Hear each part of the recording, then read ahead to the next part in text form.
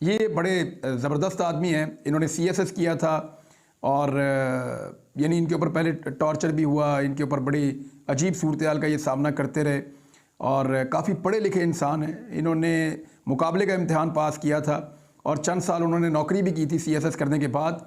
लेकिन ये अपने नज़रियात के हाथों, क्योंकि बड़े नज़रियाती इंसान हैं और बड़े साफ़ इंसान हैं, तो इनको लगा कि मैं यहाँ पे रहकर इस सिस्टम का हिस्सा बन जाऊँगा, मैं इस सिस्टम को ठीक करने के लिए कोई काम करता हूँ। तो ये वो आदमी है जिसने अपनी नौकरी सीएसएस वाली जो है उसको कुर्बान किया और पाकिस्तान को ठीक करने के लिए सियासत में कदम रखा। अब इसको भी गिरफ़्तार कर लिया गया है और इस शख्स के मुंह के ऊपर जिस तरह कपड़ा लपेट के इसको पेश किया गया, ये तो एक तौहीन आमेज़ सलूक है।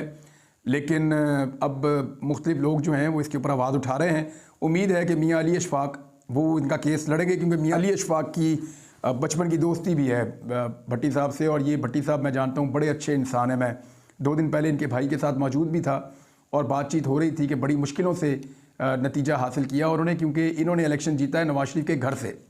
यानी रायविंड जो है, नवाज शरीफ का जो घर है, फार्म हाउस है, उसके चारों तरफ से इन्होंने वोट हासिल करके कामयाबी हासिल की है और नवाज शरीफ साहब को उनके घर के अंदर घुस कर इस शख्स ने शिकस्त दी है।